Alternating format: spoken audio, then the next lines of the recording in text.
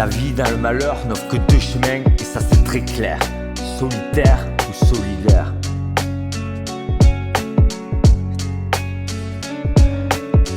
Personnellement, à me lamenter sur l'injustice de ma vie, j'ai la rétine qui reste sèche comme un désert.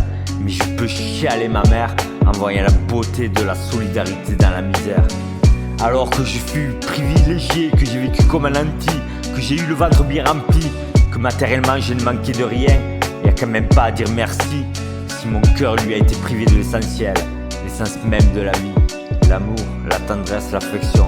Et ça peut disparaître avec la sécurité de l'abondance et du confort. À en tirer quelques conclusions: plus on est protégé par l'accumulation de biens dans le monde extérieur, plus il semble que c'est la disette à l'intérieur. Tu vois bien de quoi je veux parler? De l'absence de nourriture pour le cœur. C'est pas plus on a, moins on est, mais c'est juste que ça érige une barricade entre l'autre et soi que de posséder. Évidemment que tu avais raison quand tu écrivais ça, Jean-Louis. La propriété privée, c'est la source des problèmes d'aujourd'hui. Quand les vrais et les bons savent que quand il y a pour un, il y a pour deux, les mauvais, eux, savent profiter malsainement de posséder ce qui manque à son prochain pour arriver à ce qu'il désire sans l'obtenir par le bien.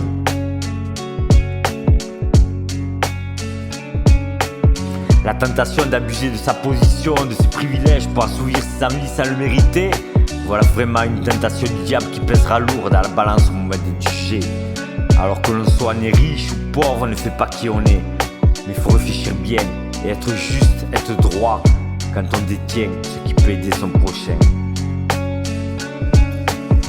Ah oui, d'accord, ça veut bien être gentil, mais pas être pris pour un con. Mais moi je vois pas ça comme ça et je préfère être un bon qui se fait enculer plutôt que d'être dirigé par une image à protéger.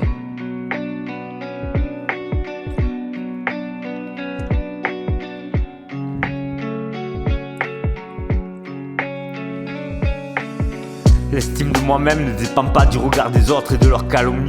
Seul face au miroir, je n'ai pas honte de qui je suis. J'oublie pas quelles sont mes valeurs, et tant que je les respecte, je ne ressens aucun déshonneur. Alors si tu as peur de l'opinion publique, c'est que tu n'es pas libre, mais esclave d'un monde cynique et sadique. Le respect chez nous ne s'obtient pas par la puissance et la grandeur, mais par l'intention qui émane de ton cœur.